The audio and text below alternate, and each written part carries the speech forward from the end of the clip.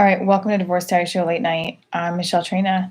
I just took a shower and I got out of the shower to know that Craig Ebersol, who is one of my followers and a friend actually, now he's a friend. We met, he came to my show in um, Huntsville and he did a Healing Through Humor couple of sessions with me. Former military, or he used to be in the military. Technically, I think he still is. I don't know. Anyway, I want to give a shout out to Craig Ebersol for donating just now 100. Geez, we had Craig, we had Scott, we had Jason today, and yesterday we had Mary, and we've getting donations for the Indiegogo campaign, which I'm super thankful for. Donations, contributions. I think it's contributions because I'm doing what a lot of people do in the industry to self-fund their projects is start a Kickstarter campaign. I'm so motherfucking tired. So fuck. I swore again. And apparently if you swear within the first 10 minutes of a YouTube live, they can't monetize off of it. Is that why my views aren't going up? I don't know. I have to stop having this potty mouth. Like I really do. What's up? Nice nails, playa. Let me tell you something, Tyler. My crush. This is his nail polish line. Hopefully he's not listening to anymore. I don't think he's going to listen to my lives anymore. We're still friends, but like, I'm just letting you know, this is the nail polish that I waited for like 3 months for. Ava Dean Beauty. It's great. I'm putting it out there. So now if he watches, he's going to be like, what the fuck are you saying on your YouTube channel, Michelle? But it's great nail polish. I actually really like it. Thank you. So I just wanted to thank those who did donate. I was just saying a very big thank you. And let's get started.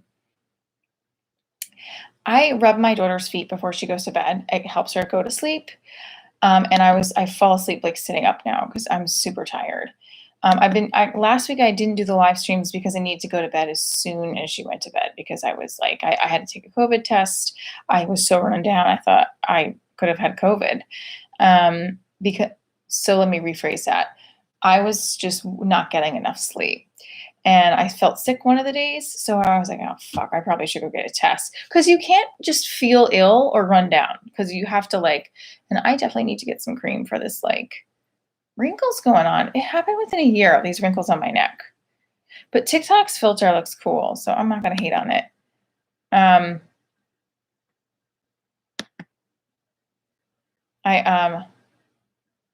Yay. Okay, great. Okay. So it's just a great feeling when you have to keep reminding your ex to pay the money he owes. Hi from Minnesota. Check out my YouTube channel right now. I'm live streaming on there. I'm going to be popping off TikTok in a second, but I kind of liked doing both last night. So I was like, yeah, screw it. We'll do both. My ex-husband has to be reminded on, hey, can you pay your half?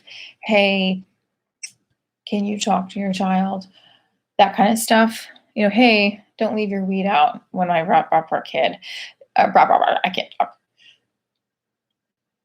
I honestly, I don't think he did, but I will say it was a little weird that I wonder if these people are going to really raise the money. I doubt it.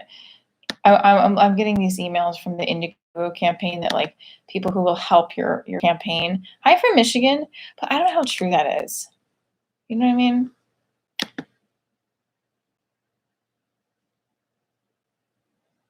That's like someone telling me to scratch my chin is like saying, you're a comedian, tell me a joke. Pay for a ticket to my show. I'm joking with you, Kenny. But Kenny, please check out my Indiegogo campaign. Ooh, I'm cranky. Oh, yeah. All right, what did we talk about today? Yeah, so it's weird when you get really excited when your ex-spouse responds with a nice statement, oh yeah, I'll do it tomorrow. I'll call her gymnastics and I'll call her doctor and make sure that they have my credit card. Wow, that's a setup right there. You know he ain't gonna do it. But God, please let him do it because I'm tired. I'm tired of being a nag. I don't want to spend the little amount of seconds I have to spare texting him. I want to be on social media, checking my story and seeing who looked at it. Yep, not gonna lie. I have a little bit of a new crush too, guys. He's Latin. But I think he thinks I'm already crazy. So I thought he liked me, but he just kind of wanted to like pick. He doesn't like me. I'm really flying off the loose handle here. The handle is so far loose of my life. It's just like, okay, Michelle, you need to just chill.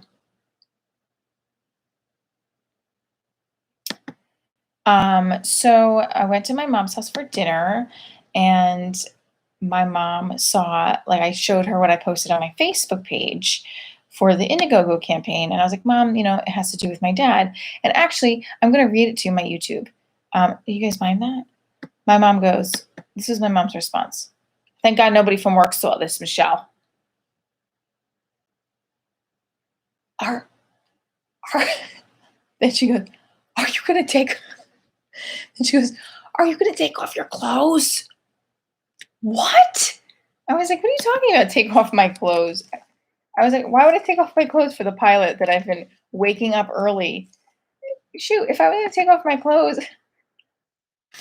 Oh, God, what had just happened to my YouTube? Okay. Oh, where did I meet him? Okay, wait. My mom, he found me on, I should talk about it. He's probably not going to watch this. He found me on Instagram, and he has a podcast, and I thought he was cute. But then, like, he's also in the business, and I wanted to pick his brain, and he was very sweet in letting me do that. But, like, I think I also thought, like, maybe he likes me.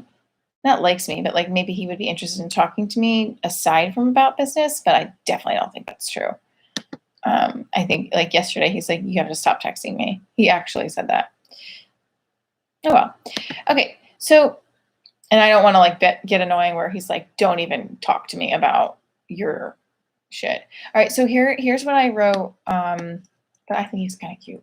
I'm getting more and more intrigued. So I definitely know that the whole thing about, like, avoiding unavailable men and men that don't like me is still going strong with me. Okay, so somebody wrote a weird message on me. Okay.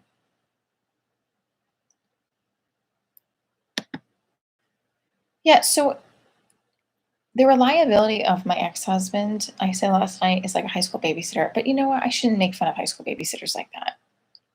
Because some of them are really reliable. Like, super reliable. More reliable than, like, our former president. Clearly, obviously, 1,000 times more reliable than our former president. All right. This is, I don't know why. I usually don't do political jokes, but that just popped out. Okay, you guys want to hear what I wrote about my project on Facebook that my mom responded. Now, the reason why I'm sharing this, because I usually do new bits, is that I shared it with my mom tonight. My mom's a habitual worrier, right? You come in with good news, she flips it around to make you fear that you're going to get some new deadly virus that has just popped up in Istanbul or Alaska, or like the corner store, when it's just really like crumbs or something. I gotta know where I'm going with that. This is what I wrote. As many of my family, friends, and colleagues know, I created Divorce Diaries at the start of my happily ever divorced after, living home with my loving, supportive, and comedic stemmed family. The journey started on a stage in New York City and has taken me across the country and even virtually to other parts of the world. I'm lucky to have people in my life who support my dreams, goals, my tenacity, drive, and hustle. My parents embedded this into me as a child. Much to both of their chagrin, I chose a career in the arts, not a safe law or accounting degree. I feel I chose the safest way to feel fulfilled in life, which was through performance. It took many derailments, both good and some unexpected, to get me back to the pursuit of my personal legend, and Divorce Diaries is it. Take a look and hope you will be a part of the journey. The link is right there if you're listening on YouTube. Thank you to Doug Bass, Mark Primiano, David Schoner, who've been helping me with feedback, revisions, questions, dealing with my basic Zoom account during reads. By the way, I just bought the premium. I just paid for the premium. I also downloaded the entire Adobe suite, which as a trial, but they charged me for like $50 a month, and I have to like contact them because I cannot. There's no reason for me to have that. maybe Photoshop, Illustrator, and Premiere, but that's it. So I appreciate these people so much. I appreciate all my friends, family, and colleagues that have come to a live in-person show, zoomed into a virtual edition. That's including you guys right now, my live stream. Tyler, thank you. I haven't, wait, I'm on the wrong tab. So hold on, let me just check in. Okay, great. I'm gonna write anything. Booked me in the bar venue, especially the place that gave me a home in New York City, Broadway Comedy Club. Al Martin, I don't think you really know what it meant when you remembered me and said yes to having Divorce Stories there. I can't wait to get back. Linda Smith for being the Jersey ride or die mentor in the comedy biz. Of course, my mom, who doesn't have Facebook and will probably get annoyed that I wrote her into this, for being there when I get called for gigs on Zoom calls to rehearse and to clean my stove because I clearly don't know what I'm doing. Finally, if anyone knows me, my father's love for cinema, for acting, and his natural ability to tell stories and make people laugh. This to me is part of leaving his legacy. Take a look and stay tuned for more. So my mom's response to that was, are you taking off your clothes? I don't even know where, like, I think I posted another picture of me dancing because I got a contribution today. And my mother's like, are you taking off your clothes? This is what happens with an Italian mother who's in her early 70s and a habitual concerned worrier. Obviously, I think it's just embedded in her because she's dealt with so much in her life that she's, thank you, right? Thank you. I almost peed in my pants laughing and then she kept going too. She was like, this isn't funny, Michelle. This is why I don't tell anybody from work what you do. I was like, what do you mean what I do? I was like, wait, what? What I do? I'm a comedian. She goes, but my mother got from that beautiful message, okay, I just realized a few revisions from this grammar, but she took from that I was basically starting an OnlyFans. And I'm like, my mother does not know what OnlyFans are at all, but I digress. So the moral of the story is I will continue to not share with my mother because I don't really think she fully gets it. Hey, I have great aunts and older relatives on Facebook. I don't even know if they get it, but they're spies. They spy and report back to my mom with these. I saw Michelle. She just saw those posts. And my mother used to say, like, oh, Michelle, you put everything out there. I'm like, that's the point. It's a marketing tool. Like, and now she's starting to get it. She's like, I watched that Gary D. I said, it's Gary V, Mom. Yeah, I watched him. He nearly knows what he's talking about. I was like, yeah, I told you that. I feel like when it comes from my mouth, sometimes my mom's like, oh gosh, Michelle. And then when she hears it from somebody that she like really respects their opinion, she's like, that is what you should do. Okay. So I can't stay on too long tonight because I have to sleep. And a single mom house is right now, like if I can't really turn the screen around because I have my screen and the phone on, but I have 50 slime boxes behind me, 50 boxes filled with slime for my theater company, Propbox Players. Go subscribe to that channel. It's right now, Propbox is like, everything is on hold till I shoot the pilot. And even then, I'm just gung-hoing till I get a network's attention with my dollar value decorations. I had a producer tell me that Bravo would never pick up my show because it's aspirational. What do you mean? You don't aspire to be like this? I mean, Teresa Giudice, whatever her name is, this is like, I mean, come on, I wasn't in probably the upscale prison that she was in looked better than my living room, but that's okay. Oh my God, my mom is awesome, Tyler. And you're right, she's coming from a good place. So lastly, the men it's almost a year that I've been intimate with a man. Or have I? Almost, actually. I haven't hit the year mark yet. And I'm actually really happy. I almost gave in a few times to some random stragglers, but I'm like Uline. Uline delivers right away. Most of the men I date are like an Amazon package that got lost. Some of them end up on my doorstep, damaged, missing parts, you know. And the ones that are good are like they break after a while, you know. You're just like, oh, this was a piece of shit. This is a piece of shit too. All right, guys, thank you so much for tuning in. Please check in the Indiegogo campaign. Link is in the bio. Link is in the bio.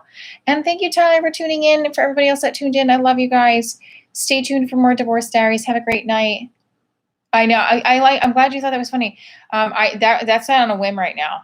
I'm taking a lot of stuff I've been writing and kind of doing loose improv right now, which is great. Thank you, Tyler. I appreciate you. Hope you can come to the next virtual edition, and I hope I see and talk to you guys all soon. Have a great night.